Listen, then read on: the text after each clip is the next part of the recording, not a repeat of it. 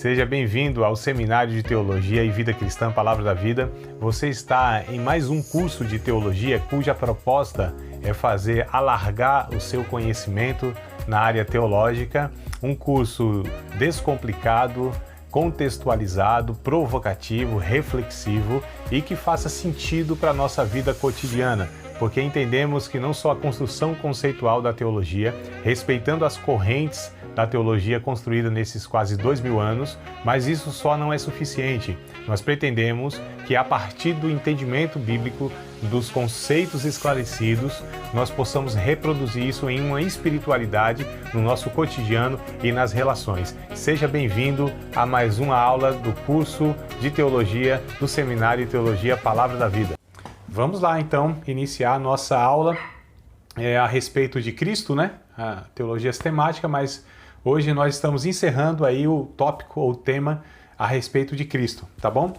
Bíblia na mão, né? Caderno, caneta, tudo aí para fazer as anotações e vocês fiquem à vontade aí para estar fazendo aí os questionamentos, interrompendo a qualquer momento, tá bom? Enquanto a gente vai iniciando, a gente também já vai autorizando a mais alunos entrarem aqui, né? À medida que os alunos forem pedindo solicitação, a gente vai aqui. Coisa boa, irmã Valéria também chegando aqui. Já iniciamos agora, viu? Chegou bem na hora. Eita, mas tem algum... Eu acho que... Irmã Valéria, dá para fechar o áudiozinho que eu acho que tem alguém falando aí, né? Estamos sim, ouvindo, todos ouvindo você. Não, é isso, deixa a menininha acionar aí que ela... Deixa eu ver aqui, calma aí. Eu tô ouvindo perfeitamente, minha amada. Ao vivo é assim mesmo, né? Bora lá, tchauzinho, a menina, que linda, a princesa dando tchauzinho. Tá todo mundo vendo, não tá não? Coisa boa. Minha amada, mas... Então faça o seguinte, tire o fone e coloque de novo. Tudo bem. Sim, senhora. Não. Coisa boa, né, irmão? A gente faz ao vivo, é assim mesmo. Bora lá, então, iniciar a gente enquanto a irmã Valéria tenta se reconectar lá, né? Tudo bem, queridos? Queridas? Bora lá? Então, Bíblia na mão, 1 João, capítulo de número 3, versículo de número 8. Primeira carta do apóstolo João, capítulo de número 3, versículo de número 8. Hoje nós vamos falar então sobre a obra e a missão de Cristo, tá? Obra e missão de Cristo, nós vamos falar hoje. E eu vou falar inclusive sobre 3 pontos a respeito da obra e da missão de Cristo. Douglas está chegando aqui também, que coisa boa. Bora lá, a Valéria deve vir também. Todos aí com a Bíblia aberta, né? 1 João, primeira carta, tá? Não é evangelho, é a carta, primeira carta de João, capítulo de número 3, versículo de número 8. Então, 1 João 3 e 8. Bora lá. Diz assim na minha versão. Por isso o Filho de Deus veio para desfazer as obras do diabo. Só confirmar aqui. Valéria, tá ouvindo agora? Tá ouvindo aí? Minha amada, eita, rapaz. Eu acho que tem alguma coisa aí no plug, viu? Acho que tá plugado direito esse trem aí. Isso, coisa boa. Agora tá ouvindo, né? Acho que tem que plugar. Agora sim? Tá tudo certo? Vamos? Oh, glória a Deus. Louvado seja o Senhor. Tanta alegria que eu tive agora que deu vontade de ser batizado de novo com o Espírito Santo. Oh, obrigado, Jesus. Então vamos lá. 1 João, capítulo de número 3, repetir aqui para o Douglas e a Valéria que talvez não estavam ouvindo. 1 João. Valéria, minha amada, por gentileza, só coloca no mudo o seu áudio, porque eu acho que tem alguém falando aí. E aí, isso. Obrigado, minha amada. Tá ouvindo tranquilo? Se quiser, tá? Em qualquer momento, tá interrompendo, a irmã faz um sinalzinho aí e a gente... para aqui para a irmã fazer algum questionamento se houver, tá? Então bora lá, agora acho que tá tudo certinho, todos com áudio fechado, olha que coisa boa, né? Eu com o microfone na mão, depois eu passo o microfone para vocês, tá bom? João, primeira carta de João, capítulo de número 3, versículo de número 8, está escrito: por isso o Filho de Deus se manifestou, né? Ou o Filho de Deus veio para desfazer as obras do diabo. Então aqui a gente já vê, a gente já percebe qual é a obra e qual foi a missão. Qual foi a missão e qual foi a obra de Cristo, né? Ou seja, veio para desfazer as obras do diabo, tá? Então Cristo, ele realizou muitas obras, né? Diversas obras, milagres, né? Curas, ressurreições, expulsão de demônios, enfim. Porém, a obra suprema que ele consumou foi a de morrer pelos nossos pecados, ou pelos pecados do mundo, tá? Entenda aqui pecados do mundo aqui como pessoas. Então, ele morreu pelos pecados da humanidade. Mateus capítulo de número 1, versículo de número 21, vamos pegar já o texto bíblico para que a gente possa, cada declaração, recorrer aí a um texto bíblico para dar base, né, para as nossas afirmações, tá? Então, Mateus 1 e 21 vai falar a respeito, então, disso que eu declarei, que Jesus veio para morrer pelos nossos pecados, né? Então, Mateus aí, ó, capítulo de número 1, deixa eu pegar aqui na Bíblia também, capítulo de número 1 de Mateus, versículos de número 21. Diz assim, amados, meu texto.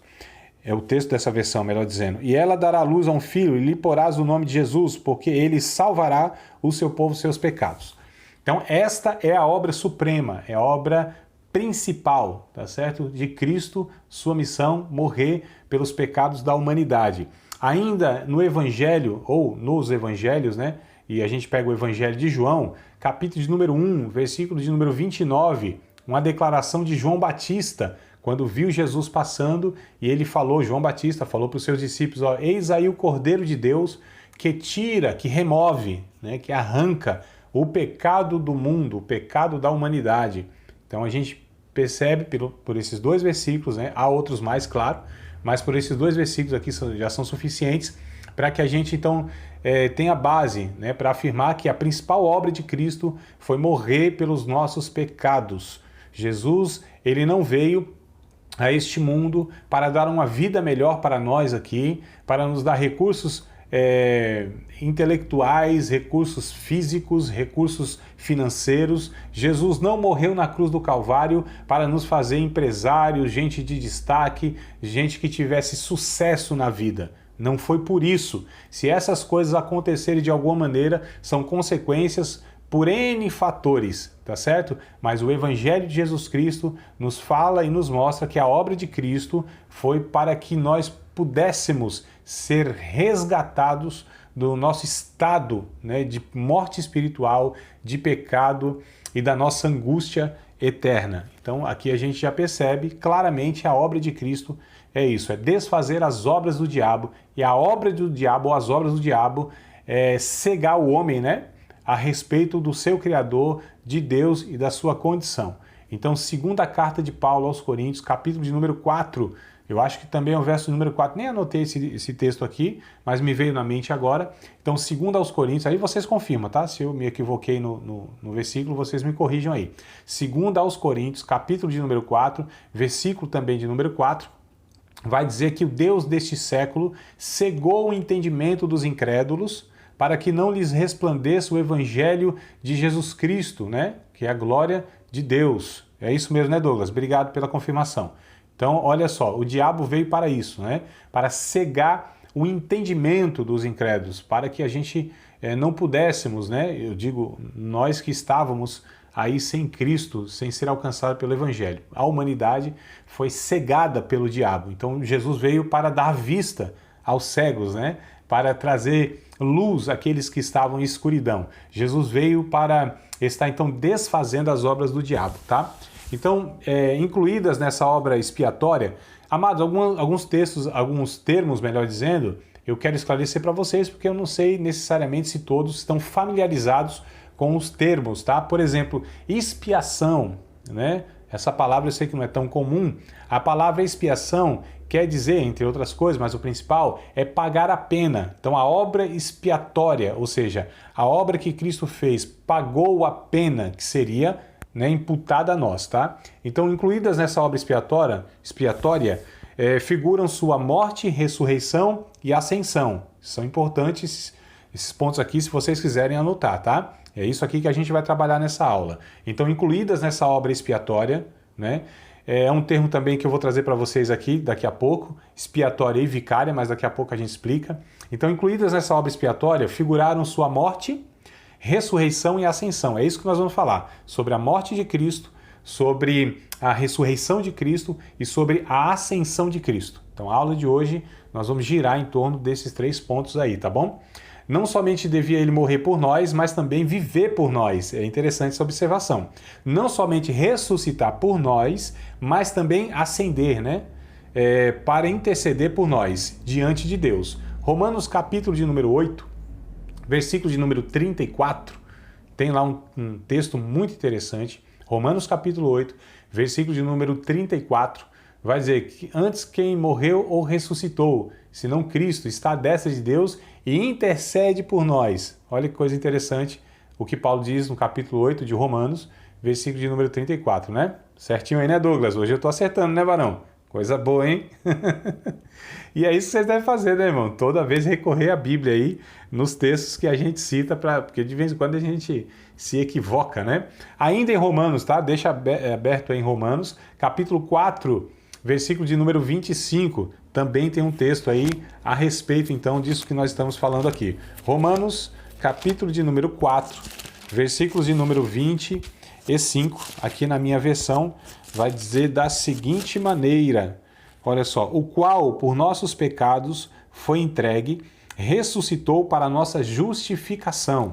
Tá? Então, a palavra justificação também é uma palavra-chave que a gente precisa entender. Justificação é tornar o réu que está sendo julgado inocente, né? Então, o réu que estava sendo julgado no tribunal de Deus foi declarado inocente. A Bíblia chama isso de justificação.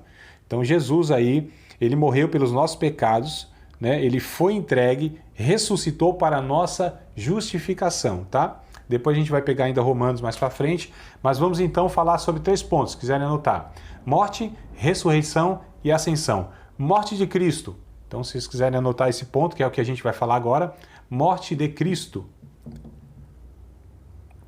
Morte expiatória e morte vicária, né?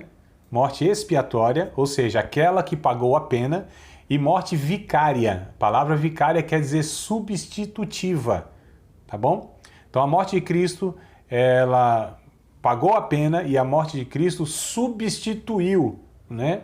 Aí o culpado diante de Deus. Então ele assumiu o nosso lugar. É interessante, queridos, que nas narrativas do Evangelho, nós percebemos que Jesus, nada que aconteceu ali, né, na crucificação de Jesus, os últimos dias ali da sua vida, nada era para ele necessariamente. Por exemplo, a cruz, o madeiro, ele foi crucificado, e aquela cruz não estava preparada para ele, né? A história, a cultura nos ensina que o crucificado, né, a pessoa que ia ser crucificada, ela já estava sendo ali preparada para aquele dia, né? Porque já tinha sido julgado e já tinha sido sentenciado. E seria o Barrabás. O texto bíblico vai dizer que Barrabás, ele cometeu um homicídio e era um criminoso conhecido ali naquela sociedade, né? Então, era para ele. Pegaram o Barrabás, lá, né, o camarada lá, me fugiu da memória agora, acho que foi o Pilatos, eu sempre confundo Pilatos e Herodes, mas acredito que foi o Pilatos, pegou o Barrabás e Jesus porque ele queria livrar Jesus, né, mas também não queria se envolver muito na questão, era aquele político, né? Queria agradar o povo de alguma maneira, mas ele sabia que Jesus não tinha a culpa que os líderes religiosos estavam atribuindo a Jesus. Ele testificou, não vejo culpa nesse homem, esse homem não é culpado, mas ele quis, né, aquele politicamente correto, aquela coisa toda, então ele pega aquele criminoso conhecido na sociedade, ele pensou, bom, isso aqui não é possível, vão escolher Jesus, isso aqui é um criminoso, Jesus aí nunca fez mal para ninguém, mas para surpresa dele escolhem quem? Jesus, ao invés do Barrabás. Barrabás conta a história e a tradição que era um homem zarrão, um homem grande, um homem alto, um homem, né, bruto, forte, truculento. E Jesus, como também conta a tradição, era um homem mediano, magro, mas baixo. Como eu disse, a confecção da cruz era feita previamente, tá? Não vou explicar os detalhes aqui, claro, a gente não tem tempo para isso. A questão é que a cruz não era para Jesus, era para Barrabás, né? O túmulo que Jesus foi colocado também não era de Jesus, foi emprestado, né, por José de Arimateia, porque as pessoas ricas, elas tinham então um túmulo, compravam os túmulos, não era todo mundo que tinha esses túmulos para ser enterrado, né? Não sei se é de lá que vem aquele ditado, não tem onde cair morto, né, o pobre. E é interessante, inclusive, que um dia o rapaz falou assim, rapaz, esse Jesus de vocês aí era tão pobre, né, tão pobre que não tinha nem dinheiro para comprar um túmulo. Aí o irmão respondeu assim para o outro rapaz, incrédulo, falou, rapaz, deixa de ser bobo, você acha que Jesus vai comprar um túmulo para passar 3 noites? Não tem lógica. Então, Jesus morreu e sabia que ressuscitar vai comprar túmulo? Isso é uma bobagem. Então, o que acontece, queridos? A cruz não era para Cristo, o túmulo não era para Jesus. Ele assumiu o nosso lugar. Isso, então, na teologia nós chamamos de morte vicária, morte substitutiva. Ele tomou o nosso lugar. Jesus, ele nunca fez mal para ninguém. Jesus, ele não merecia a morte. Jesus, ninguém achou culpa, amados. E todas as acusações com mentiras, né, com aqueles líderes religiosos com toda a influência, né? E olha só, para um ser humano olhar para outro e não achar pecado, é difícil demais, né? Mas não tem como. Jesus, ele inclusive, ele desafia as pessoas e diz assim, quem de vocês me convence que eu tenho pecado? Né? Acho que foi a aula passada que eu disse. Jesus disse assim, o diabo não tem nenhum ponto de apoio em mim. Ou seja, o diabo não tem nada em mim. O diabo, que é o supremo acusador, né, da humanidade, não tinha nada em impor sobre Jesus ou imputar sobre Jesus. Se o diabo não tinha, amados, ninguém mais tinha condição de ver pecado de Jesus, mesmo porque não tinha mesmo. A Bíblia declara que ele nunca pecou, nem pelos seus sentimentos, nem pelas suas palavras, nem pelas suas obras, né, nem pelas suas ações, pelas 4 vias aí que geralmente o ser humano peca. Jesus nunca pecou mesmo, em situação nenhuma, em ocasião nenhuma, durante os 33 anos da sua vida. E se ele viver 100, 200 anos, sei lá quantos, não teria pecado, né? Porque Jesus, de fato, ele era Deus.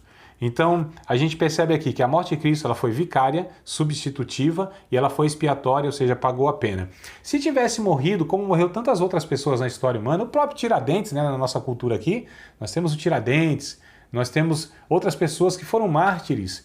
Essas pessoas, elas não poderiam jamais salvar a vida de ninguém. A própria Bíblia diz isso, tanto nos Salmos quanto nas outras passagens do Novo Testamento. Se alguém morresse, nem pela sua própria vida poderia, né, resgatar com o seu sangue, porque todos pecaram, todos são pecadores. Então o pecador não pode salvar outro pecador e também não pode se salvar. Mas Jesus, ele nem precisava de salvação, mas ele tem condição de salvar toda a humanidade porque foi o justo, né, o santo. Então o justo justificou a muitos, como vai dizer lá na primeira carta de Pedro. Então bora lá, a importância e o significado da morte de Cristo, tá? Falando sobre a morte de Cristo, vicária expiatória, nós vamos falar agora sobre a importância dessa morte e o significado dessa morte. Então a importância. O evento mais importante e a doutrina central do Novo Testamento resume-se nas seguintes palavras. Cristo morreu, esse é o evento, né? Por nossos pecados. Essa é a doutrina, ou seja, o ensinamento. Ele morreu, o evento, por nossos pecados, é o ensinamento, tá? 1 aos Coríntios, capítulo de número 15, versículo de número 3. Bora lá? 1 aos Coríntios, capítulo de número 15. E esse capítulo vai ser muito útil para nós daqui a pouco, porque a gente vai falar sobre a ressurreição, mas por enquanto só sobre a morte. A ênfase é só sobre a morte, tá? Então, capítulo 15 de primeira carta de Paulo aos Coríntios, versículo de número 3, tá? Direto no 3, diz assim: porque primeiramente vos entreguei o que também recebi, que Cristo morreu por nossos pecados segundo as Escrituras. Então a gente já percebe aqui que era algo profetizado lá do Antigo Testamento. Mas o texto vai dizer que ele morreu por nossos pecados, tá bom? todas as batalhas da Reforma. A Reforma Protestante, 1517, de Martinho Lutero, não sei se todos têm essa informação, né? Mas houve uma Reforma Protestante em 1517, onde um monge da Igreja Católica, inclusive, ele contestou toda aquela doutrina da Igreja Católica, porque a Igreja Católica dizia ou ensinava, né, tinha lá a doutrina, que as pessoas poderiam remir os pecados dela, poderiam pagar pelos pecados dela, os pecados inclusive dos seus parentes, né, os que tinham cometido, os que iriam cometer. Era chamadas indulgências. Né? A Igreja Católica, né, nessa época da história, se enriqueceu com essa conversa aí. Né? Vai falar assim, nossa, a Igreja Católica, quem diria? Hoje não é diferente, muitos evangélicos, né, quase que estão vendendo um pedacinho do céu. Então, se não der o dízimo, se não der oferta, se não pagar o voto, se não fizer um bocado de coisa, parece que Deus não abençoa, essas pessoas não vão ser salvas, né? Então, algo assim meio parecido. As pessoas não entendem o que é a doutrina da graça, né? Então, vamos lá, amados. Todas as batalhas da Reforma, em 1517, travavam-se em torno da correta interpretação da cruz, tá? O ensino dos reformadores era este aqui, ó. Quem compreende perfeitamente a cruz, compreende a Cristo e a Bíblia. É por isso que é fundamental nós entendermos, aliás, eu digo que é essencial, essência é o sumo do negócio, né? Fundamento até que tem outro significado, aí o fundamento a gente tem aí uma construção, mas a essência é o espírito do negócio, é a vida. Então é essencial nós entendermos, aqui nós estamos falando de uma doutrina que de fato ela pode levar as pessoas à perdição eterna se não for compreendida corretamente, porque não é só questão de intelectualidade, não é só questão de compreendida e a pessoa vai ficar sem entendimento, é porque isso vai resultar em uma vida, em um estilo de vida, em uma compreensão em relação não só dessa pessoa com as outras pessoas e consigo mesma, mas com Deus principalmente, né? Então isso aqui é muito sério, não é uma doutrina periférica que a gente chama. Por exemplo, o que é doutrina periférica? Batiza com água, com muita água ou com pouca água, né? Afoga lá a pessoa ou só dá um chuvisco na cabeça? O pão da Santa Ceia, ele é com fermento ou sem fermento? Os dons espirituais, para os dias de hoje ou não é? Essas são doutrinas que a gente chama periférica. Isso não vai determinar se a pessoa entende corretamente ou não, não determina o seu destino eterno. Agora, essa doutrina aqui, sim, é muito sério que nós estamos falando. Tá? É por isso que essa frase aqui ela é muito interessante. Quem compreende perfeitamente a cruz, ou seja, a obra de Cristo, a morte de Cristo, compreende a Cristo e a Bíblia, e toda a Bíblia. Então é muito sério, né, amados? A pregação da cruz mesmo, a pregação do Calvário, como diz o hino aí. Tá? Então o grande problema da humanidade é o problema do pecado. E o Evangelho apresenta a perfeita provisão, né? A solução para o resgate do poder e da culpa do pecado. Então Jesus morre na cruz do Calvário para estar nos libertando do poder, porque nós éramos escravos do pecado, tá certo? E de quem a pessoa é escrava, essa pessoa serve, é dominada. Então nós fomos salvos do poder do pecado, né? Do poder do pecado. Da presença do pecado, ainda não, tá certo? Essa presença, né? Essa influência que nós ainda sofremos, tá? Então, do poder nós fomos resgatados.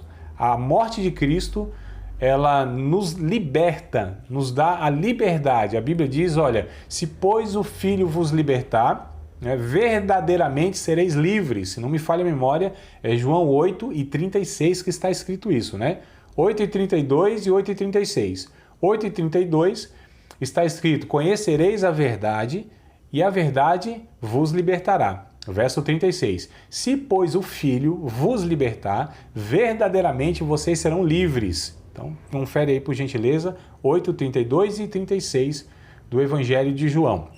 Então, a morte de Cristo nos libertou, né, nos deu liberdade, porque éramos escravos, sem possibilidade alguma de nos livrar desse poder, porque o poder era maior do que nós poderíamos, né? Das condições, dos recursos que nós poderíamos ter para nos libertar. Nós não tínhamos condição alguma de nos libertar. É por isso que morte, ela é vicária, ela é substitutiva. Morreu em nosso lugar, porque nós não tínhamos condição de fazer isso. E nem faríamos isso, né? Na verdade. Bora lá? Então a morte de Cristo nos resgata. Essa é a solução de Deus para a humanidade. Porque o problema da humanidade, amados, não é falta de educação, não é falta de cultura, não é falta de dinheiro. O problema do ser humano não são essas origens, né? Que complica a vida do ser humano. O problema na raiz mesmo do ser humano é pecado. É o pecado, né, que gera a morte. É o pecado que faz a gente ser do jeito que a gente é. Como nós somos? Nós somos pecadores. E é interessante uma observação aqui, que Jesus não só morreu pelos nossos pecados. Jesus morreu não só porque nós pecávamos. Jesus morreu porque nós somos pecadores, tá certo? Não foi só pelos meus pecados, e sim porque eu sou pecador. Então é um ser. Nós não estamos falando, amados, de um comportamento apenas, mas a gente está falando de uma natureza. Então assim, eu peco porque sou pecador ou sou pecador porque peco? Quer dizer, peco, e aí me torno pecador. Ou eu peco porque sou pecador. É essa a segunda opção. Eu peco porque sou pecador. Então Jesus não morre só pelos meus pecados, ele morre por uma natureza, não é certo? Uma natureza que me dominava, uma natureza que subjugava, né, o meu ser. Então eu não tinha condição alguma de ser liberto disso por mim mesmo. A religião, toda a religião, sem exceção nenhuma, em toda a história humana, sem exceção nenhuma, desde que o ser humano é ser humano, né, após a ruptura, a queda, o ser humano, ele tentou, desde Adão, a gente vê isso na figura, quando Adão se aproxima de Deus com uma folhinha para cobrir lá os Países Baixos. Vocês lembram dessa cena? Né? Então se apresenta diante de Deus lá, com a folhinha. Deus olhou e disse, não, por que está desse jeito, tá se apresentando assim? Né? Veio a vergonha diante de Deus, aquela nudez, aquela coisa toda. O homem já estava nu, diz o texto bíblico, lá no final do capítulo 2 de Gênesis.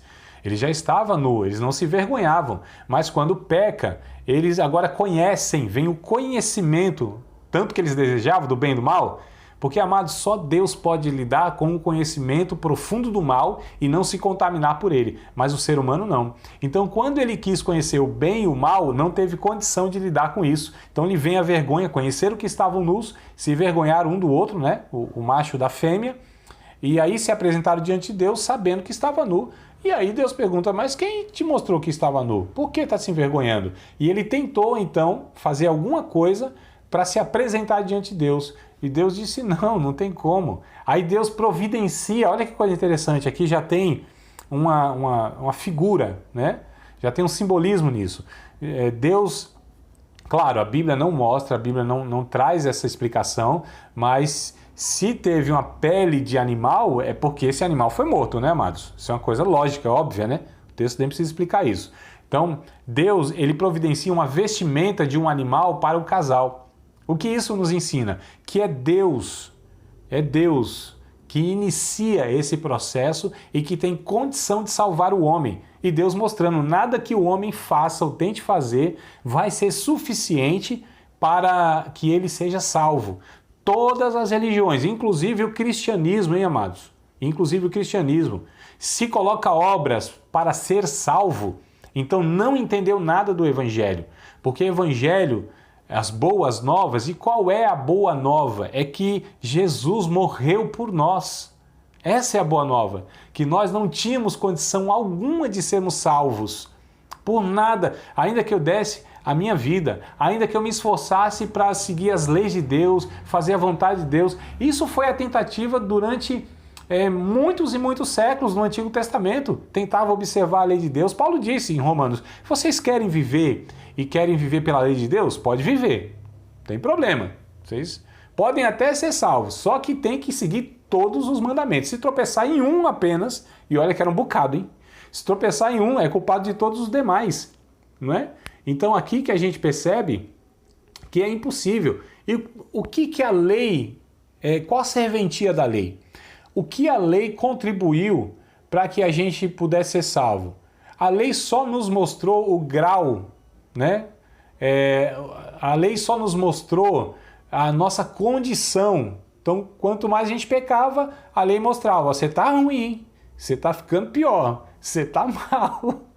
Então, a lei é um termômetro que mede o grau da febre, mas não cura nada, tá certo? Então, a lei, se vivesse a lei, tudo bem, seria salvo por ela. Paulo vai dizer no capítulo de número 7, Romanos, a lei é boa, é justa, é santa, tá tudo certinho.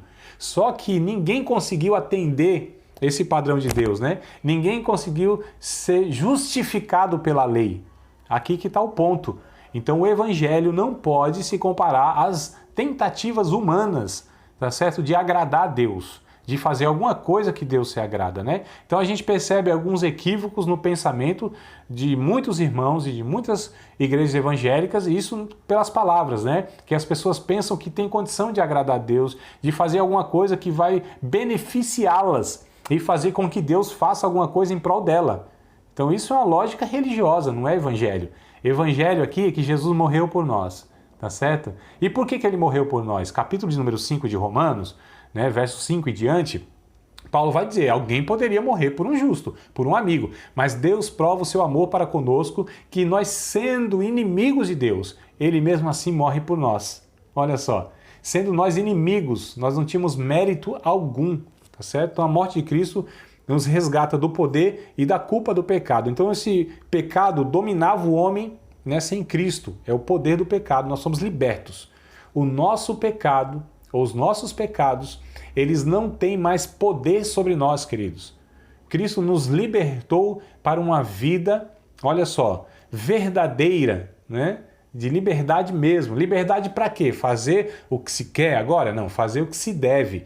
E só tem condição de fazer a vontade de Deus aquele que foi livre das amarras do poder do pecado e também da culpa, que é algo também que eu gostaria de falar com vocês alguns minutinhos aqui, tá?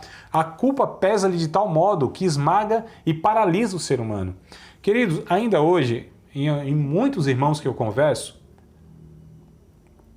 eles não compreenderam o que a obra de Cristo, a morte de Cristo, resultou, inclusive, como os nossos sentimentos, eles são muito complicados, né? Porque os sentimentos, assim, ninguém manda no sentimento. O sentimento vem e vai também do mesmo jeito e ninguém controla o sentimento.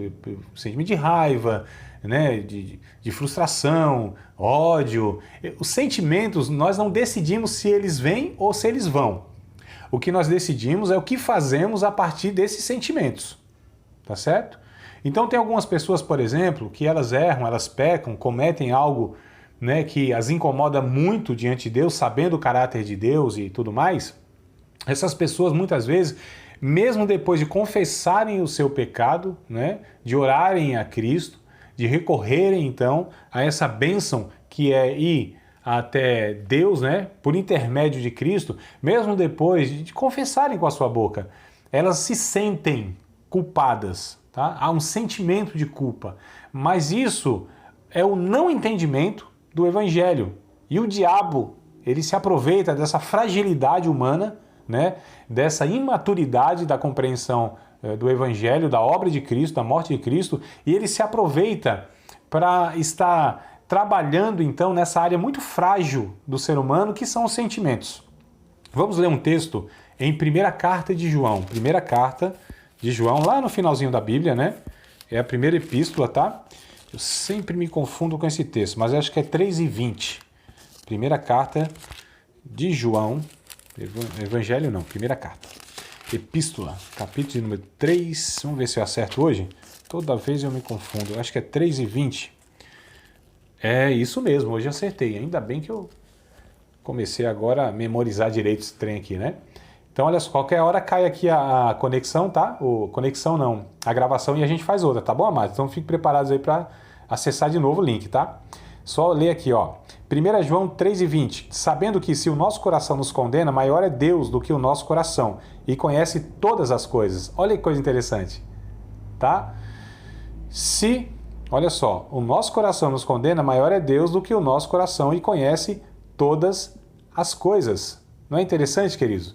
esse texto aqui nos falando que se esse sentimento de culpa prevalece no nosso coração, maior é o Evangelho, maior é Deus. Ai, coisa boa. Nós paramos então sobre a questão da culpa, não foi isso? A culpa. Então esse sentimento de culpa, né, muitas pessoas não sabem lidar com essa questão. Como eu disse, o sentimento, eles são difíceis, né, de lidar com eles, porque eles vêm nos assaltar mesmo, vêm sobre o nosso coração, né? E o ser humano, ele tem quase que um fato na sua vida que ele tem que fazer alguma coisa para conseguir outra coisa, né? É o mérito. Então a gente é trabalhado assim na nossa vida, né? Para você ter alguma coisa, você tem que fazer outra coisa. É a lógica da religião também é a mesma coisa, né? Se você faz alguma coisa para aplacar a ira da divindade, ela te abençoa. Se você fez algo que desagradou a divindade, ela te amaldiçoa. Então a gente vê essa lógica até no Antigo Testamento como causa e efeito. Mas o Evangelho não trabalha com essa lógica. O Evangelho, na verdade, é a única proposta para a humanidade que não tem essa lógica. Todas as religiões, como eu disse, da humanidade, elas trabalham com a mesma, muda os elementos, né? Então, por exemplo, você vai lá para o Espiritismo, alguma coisa assim, você precisa fazer obras de caridade para que você seja favorecido, né? Se você vai lá na Umbanda, numa Quimbanda, alguma coisa assim, você precisa ter uma oferenda para aplacar a ira para beneficiar o orixá, para aplacar a ira do Exu. Mas tem que oferecer alguma coisa. Se você vai no catolicismo, né? Aí tem os penitentes, as penitências, você tem lá uma série de meios para que você, de alguma maneira, alcance o favor, né, lá do santo, enfim, da divindade. E por aí vai, amados. Né? Parece que os evangélicos inventaram alguma coisa mais parecida, um pouco parecida com isso. Então, né, você tem que cumprir os votos, você tem que acabar a campanha, você tem que fazer isso, você tem que fazer assim, assado, para que Deus faça isso ou aquilo. Isso é muito perigoso, porque é a mesma lógica com elementos diferentes. Né? Os elementos mudam, mas a lógica é a mesma. E eu não estou dizendo com isso, não quero dizer com isso, que nós não temos uma resposta positiva diante da ação graciosa de Deus. E a nossa resposta, ela nunca será equivalente, nunca será satisfatória, a nossa resposta nunca será na mesma medida por aquilo que Cristo fez por nós. Então nós não temos como devolver na mesma medida e nem em medida nenhuma a proporção que Jesus fez, né? Na proporção que Jesus fez por nós. Ele deu a vida por nós. O que nós teríamos para oferecer a Deus? O próprio Davi, lá no Antigo Testamento, ele diz: Senhor, o que eu posso dar ao Senhor? Eu só posso dar aquilo que eu recebi do Senhor. Então eu só estou devolvendo, na verdade, aquilo que nem meu é. Não é, amados? Então essa é a lógica do Evangelho e que a gente precisa trabalhar. Parece óbvio, mas o que eu percebo é que na cabeça, na pregação, em muitas igrejas e na cabeça de muitos irmãos, isso não é tão claro, isso não é resolvido, porque isso deriva das religiões que nós participamos, né, da própria vida e educação que nós temos, de mérito, e também deriva de muitas pregações equivocadas dentro de igrejas evangélicas, dizendo que você tem que fazer assim assado, que você tem condição de fazer isso ou aquilo. Tem gente que chega à beira da loucura a achar que Deus está em dívida com ele, e Deus tem que cumprir alguma coisa porque ele fez tudo certinho e fez aquilo que deveria fazer. Olha que coisa louca, não é? Quer dizer, como que eu posso cobrar o que de Deus? Qual é a dívida que Deus tem comigo? Isso é absurdo, mas nós vemos isso, lógico, com palavras refinadas, de outra maneira, né, irmão? Eu falo aqui dessa maneira direta e que choca, que é pra gente entender, opa, tem alguma coisa muito errada nesse pensamento, né?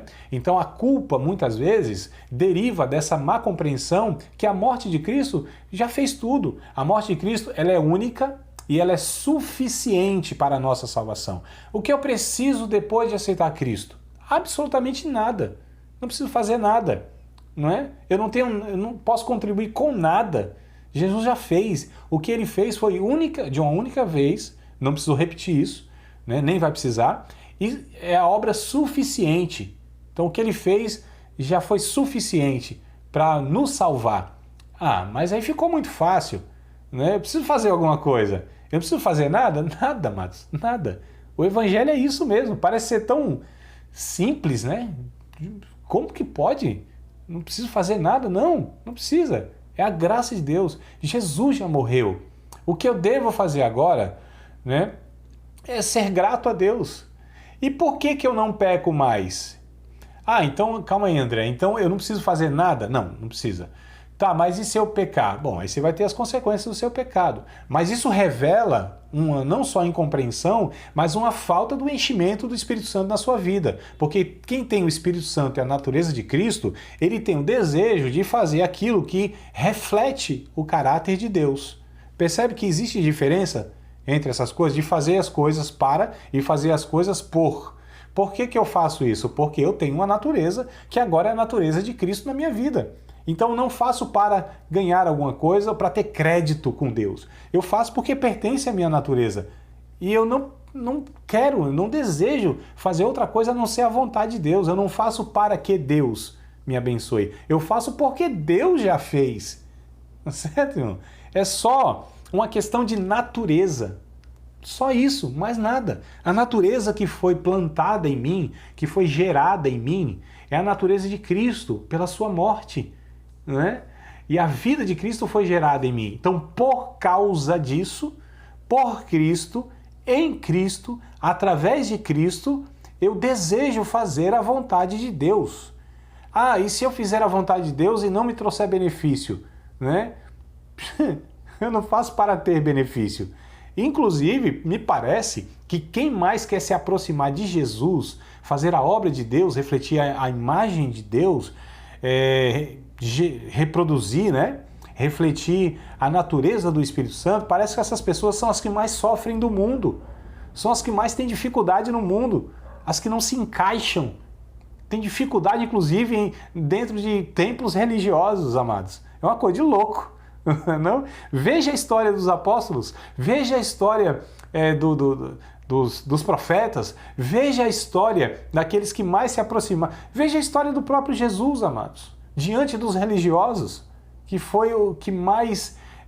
a dificuldade maior de Jesus não foi lá com o ladrão, com a prostituta, com o corrupto, com o endemoniado, não foi, é com os religiosos. Então, os religiosos dificultam o negócio. E quem mais quer se parecer com Jesus, mais dificuldade tem, inclusive, de conviver num sistema religioso que está implantado na praça aí, que eu e você conhecemos muito bem. Então vamos lá. Vamos prosseguir? O discurso está ficando duro, né? Então nós falamos sobre a importância da morte de Jesus, nós vamos falar sobre o significado, então, da morte de Jesus, tá bom? Então houve a importância é essa, de nos resgatar da culpa e do poder do pecado. Então o pecado já não tem poder, não nos domina mais, né? Existe uma realidade, claro, em Gálatas 5 e 16, 17, que vai dizer que há um embate, há um conflito aí permanente entre a nova e a velha natureza, né? Mas o pecado não nos domina mais. A gente, quando peca, peca por acidente, peca porque vacilou, mas não porque é um domínio do pecado sobre a nossa vida, né? E da culpa também, removeu essa culpa em nós. Amados, deixa eu falar um negócio aqui que eu acho que eu falei, não sei se foi com vocês ou com outra turma, de outro curso. Todas as vezes, sem exceção, todas as vezes que vier sobre sua vida o sentimento de culpa, nunca, impossível ser ação do Espírito Santo. Tá? Percebam isso aqui, anotem isso.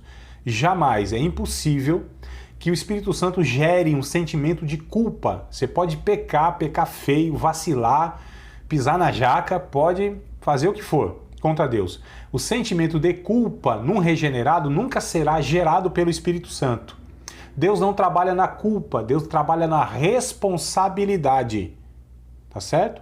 Deus nos cobra a nossa responsabilidade por aquele ato, mas nunca nos coloca uma culpa, porque essa culpa já foi levada por seu Filho Jesus na cruz do Calvário. Todas as vezes que vier um sentimento de culpa, pode ter certeza que é o diabo, de alguma maneira, usando a fragilidade que nós temos nos sentimentos, como eu disse, para que nos paralise, tá certo? Porque o texto não disse, em 1 João 3,20, se o nosso coração nos condenar, maior é Deus do que o nosso coração. Ora, amados, se está declarado na Bíblia que nós fomos perdoados em Cristo por todos os nossos pecados, e se Deus nos perdoou, Quem somos nós? Porque muitas vezes a gente fala assim, eu não me perdoo por causa disso, não me perdoo por causa daquilo. Fala, calma aí, meu irmão. Mas a Bíblia já está dizendo, você foi perdoado. Não é que você será, não. Está no tempo passado. Você foi perdoado em Cristo Jesus. Por todos os nossos pecados. Nós vamos ler daqui a pouco 1 João 2 e a gente vai perceber aqui que já está tudo certo, amados. Tá certo? Tudo certo. No sentido de que a culpa foi removida. Agora fica as consequências dos nossos erros, nossos pecados. Aí Deus trabalha na responsabilidade que nós teríamos que ter diante daquela situação e fomos irresponsáveis. Né? O que é uma pessoa responsável? É uma pessoa que é responsiva, que dá uma resposta adequada. O irresponsável não deu a resposta adequada. Então Deus vai trabalhar nessa resposta que não foi dada e vai nos cobrar, inclusive, essa responsabilidade ou essa irresponsabilidade que nós tivemos porque nós carregamos o nome dele. Tá certo? Então é diferente essa questão de culpa e responsabilidade. Culpa, nunca, jamais é o Espírito Santo que traz para nos levar a arrependimento. Pelo contrário. Segunda carta de Paulo, capítulo de número 11. E agora? Eu acho que é verso de número 3. Não, desculpa. Capítulo 7 de 2 aos Coríntios. Rapaz, agora eu aqui me confundi. Mas vamos lá. É segunda carta aos Coríntios, eu sei. De Paulo aos Coríntios, isso é fato. Capítulo número 7, verso 10. 7 e 10. 2 aos Coríntios. Vamos ver aqui se eu... Como eu